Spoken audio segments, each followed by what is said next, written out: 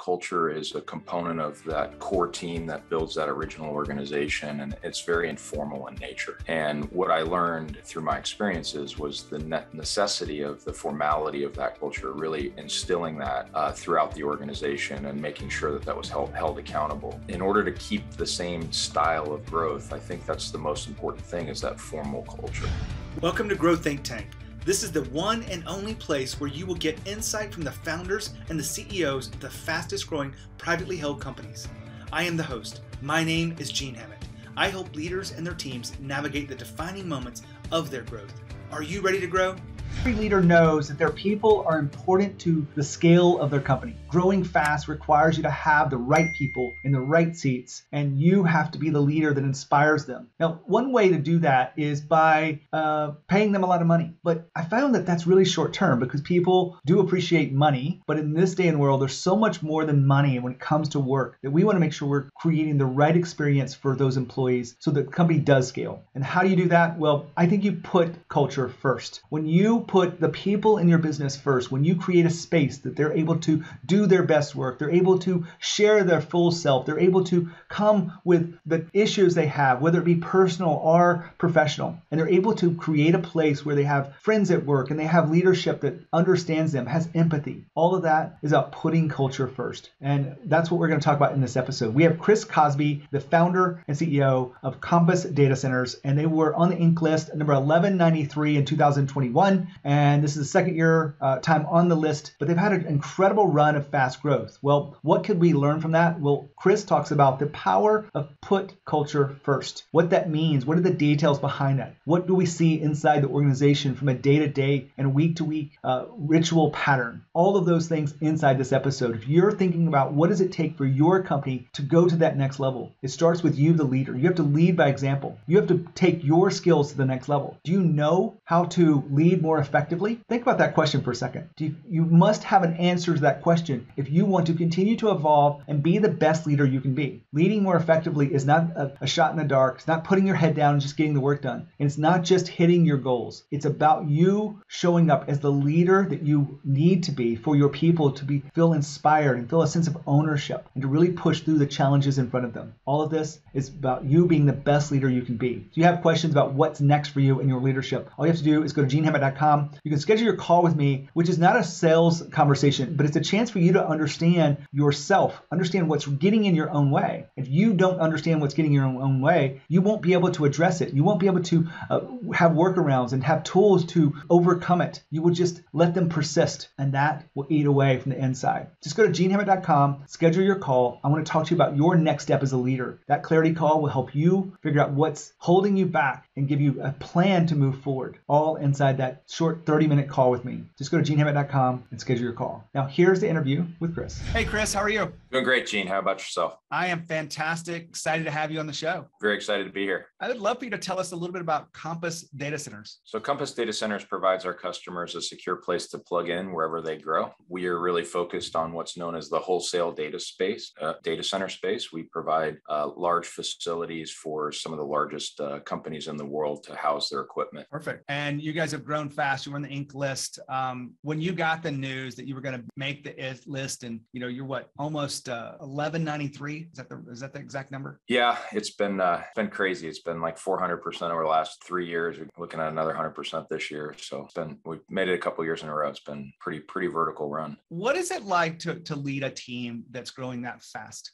The most fun thing you can do. I've been blessed in being part of this 3 different times in my career, and I got to watch it once during the Northern Telecom days. I got to practice it at the Digital Realty, which is a large public REIT in our space, and now I'm getting to learn from a lot of those mistakes that were made and try to do it a little differently this go around. So very blessed to be in that position. Well, I know that you wouldn't be here if you didn't have the employees you have. How many employees do you have, Chris? We're a little bit over 100. Okay, so pretty sizable company, and you go through different changes as a company gets beyond that kind of handful stage to about 20 as a big inflection inflection point. 50 is kind of another big inflection point, and 100, of course, is another one. When you think about these different inflection points in your business, what did you learn in that journey? The importance of culture. It's so often in high growth companies that culture is a component of that core team that builds that original organization, and it's very informal in nature. And what I learned through my experiences was the necessity of the formality of that culture, really instilling that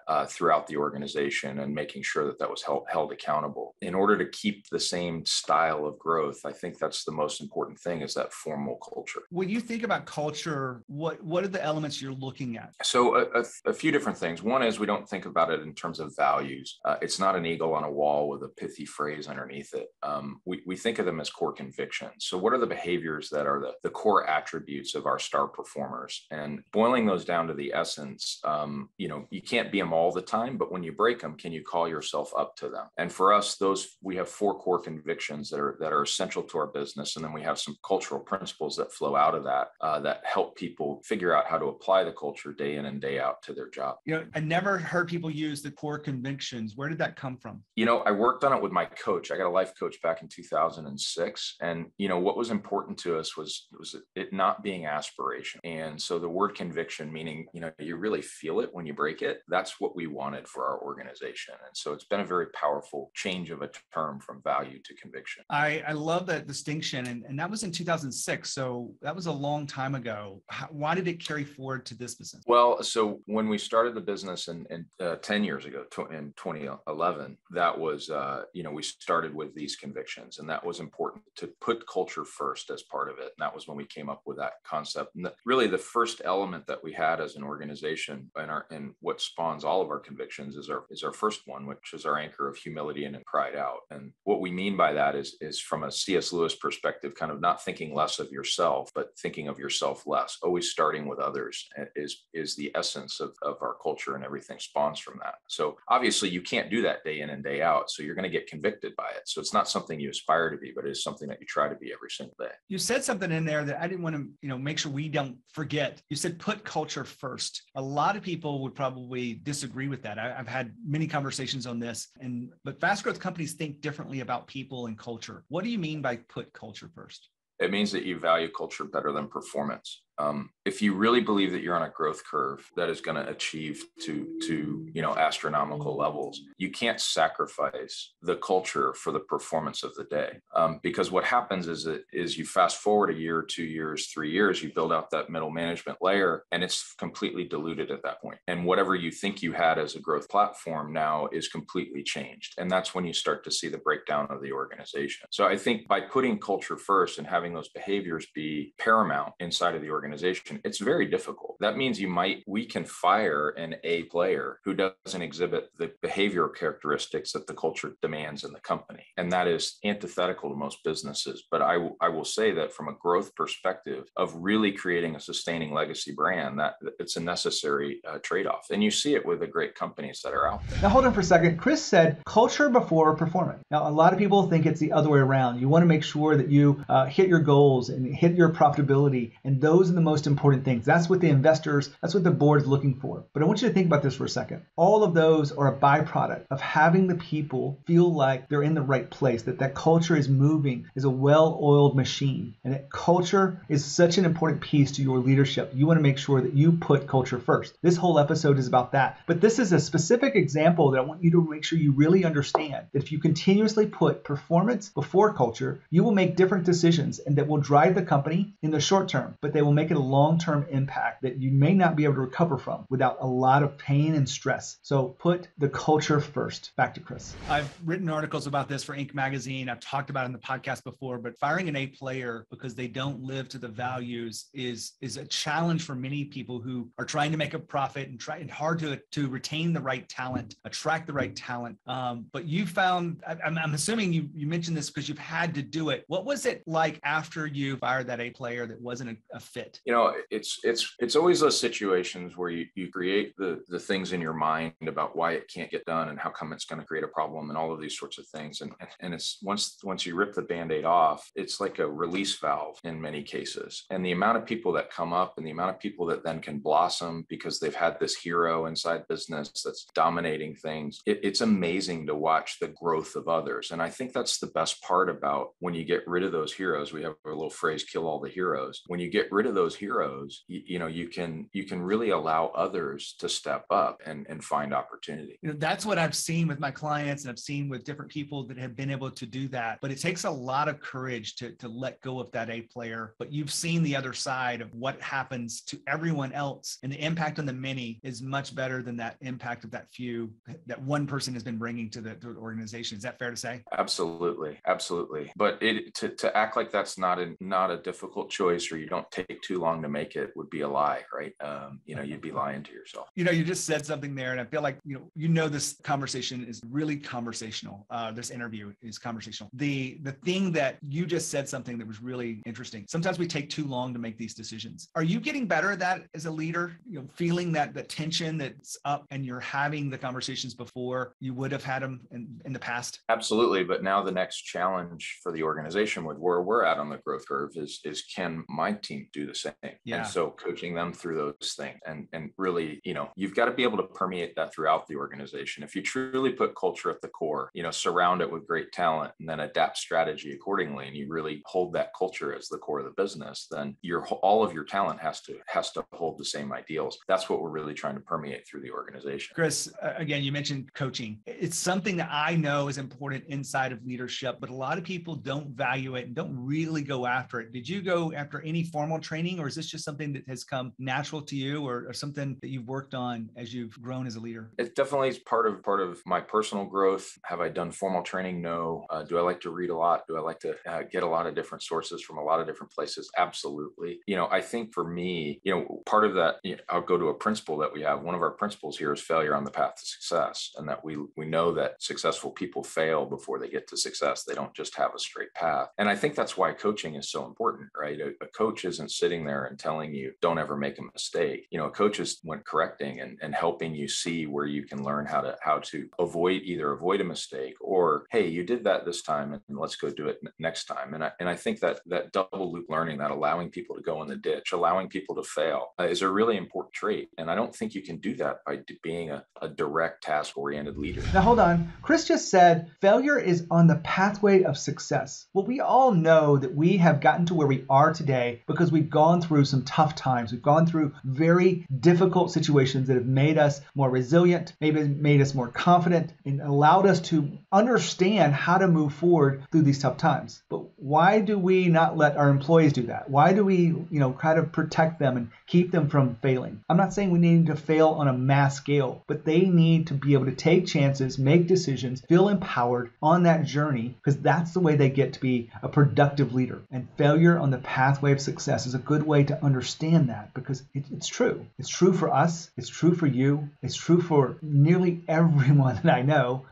But I want you to really think about that. How does that play into your role as a leader of your company? When you believe that failure is on the pathway of success, what would be different inside your current leadership? Now, you can think about that question, but for now, let's get back to the interview with Chris. I love the conversation that has developed here, because you've been talking about some things that we have as common themes, but for you to actually say, this is what worked inside of our company. When you say this whole concept of, I think of psychological safety. You've probably read about that and the impact that makes on a culture, given that you're a culture person. When you think about your job as a leader, are you spending more time now actually leading people, or are you managing work? And I can describe the difference between those. Yeah, I would say I have 3 jobs. One is instilling the culture in our organization. The second is setting the organization kind of from a structural perspective. And the third is dealing with my investors and my board. I will tell you that I probably do the worst at my third part of the job, but my passion is definitely in the first. So it is all about people. The first 2 are just about people. And, you hire great people. You can't grow a business to the level that we want to grow a business to by having single threads and having,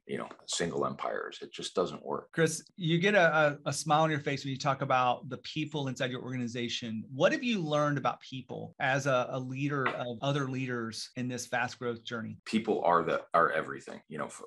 They are the company. We love our diversity, and I'm not just talking gender diversity or ethnicity or whatever. We do disc profiles on everyone, so we know we're trying to put our teams together where all the personality types aren't the same. We use our culture as the common language, and when you take a highly diverse group of folks, different backgrounds, different experiences, different personality type, and you all put them around the same opportunity sets, we don't call them problems when it's growth. What's the opportunity here? You just get so many more ideas, different ways of thinking, different lenses, and it's just better. Does it take a little longer? Absolutely. But people are the engine of the business. And, we spend a tremendous amount of time in our interview process making sure that they can, align with that. Again, common themes across many of the interviews here. That's one reason why I interview fast growth leaders like yourself. Chris, you've shared with us a lot of insights. I want to give you a chance to share something else that we haven't covered as it relates to putting people first or putting culture first. What would that be? It's interesting. We do a couple things. Every one of our groups in our company does in their weekly meetings that they have, right? Everybody hates weekly meetings, but here's our weekly meeting. We do what we call a health check, and everyone in that team, whatever that team is, what's going on in your personal life. And it's like a kindergarten report card, check minus, check plus. How's it going in your professional life? How's it going with living out our culture? And do you have any short accounts? We don't allow short accounts at Compass, so you have to clear them up. They're like bar tabs. If you've got an issue with somebody, you got to go address it. And that little bit of culture every single week, is just one example of, we have more formal things, we have different elements, but that little cultural reset every week, it's like okay, right, this is still important for us. And it's been a great tool for us as an organization. I want to put some detail around that because I love this idea. Is this just with your executive team, or is this in different levels of the company? Every group, every manager does it. When they have their management meetings, they have permeated it out into each of the groups. And it did start with just the executive team, and then they each rolled it out, and then their teams even rolled it out. So this is one of the areas I would think of as a ritual, right? Something Yes. you guys are doing that's probably not like, the status of the project and the KPIs and whatnot. This is a chance for you guys to truly connect and really talk about these things. Now, I think a lot of people are probably in their mind go, do you really talk about your personal life? Do you really bring up the problems you're having at home or kids? How deep do you guys go into some of these issues? It depends upon the level of trust with the team. Some of them do share it. But even if you know that someone got a check minus, let's say that's all they say, that's fine. At least wow, they're not having a good time at home. So maybe they're not being a jackass to me this week. These are good things for you to know in human relations. And do people share? Sure. But that's a level of trust that each team has different levels of trust. But once again, we're very interested in studying each other and understanding each other. We use our personality testing to know that my personality type might be totally opposite from this person. And so when they talk this way, that could mean something different than what you're interpreting. These are important things for us to understand as human beings. I mean, people run the business. People are the business. Our business walks in and out every single day. Chris, excellent to have you here to share this, putting people first and putting culture first inside your organization. I love the impact that it's making, and I love the details you've shared with us today. Thanks so much, Gene. Really had a great time. So I want to wrap up here. Chris is listening in. What I'm taking away from this is it's exactly what I hear over and over again. It's actually what I help my clients with. Is it's not just about the performance of the company, the profits and the KPIs. It's about the people. And if you understand that people are important and critical to the nature of the business, then you want to make sure you're leading those people, you're inspiring them, you're challenging them, you're supporting them, you're making them feel belong. And that really is an important place. Putting culture first is a very big thing I've seen. And I think a lot of people just aren't doing it that well. They can say it, but they aren't doing it. They aren't having rituals like this health check. And I want you to put that into your mind and really reflect on where you're going as a leader and as a company. And are you leading that company the right way? We talked about coaching skills and all of those things. So here's my offer to you. If you're a leader of an extraordinary company, or you have the potential to be extraordinary, I'd love to talk to you about what leadership is for you. What is that next step? What's missing? Because most people just don't know because they're so far in the weeds of the business. And I'd love to help you figure out what it is. Absolutely free. It's something I love to do to help you become the best leader you can be, the leader that your team deserves. If you want to do that, just go to genehammett.com and schedule your call absolutely free for the right people. And when you think about leadership and you think about growth think about Growth Think Tank. As always, lead with courage. We'll see you next time.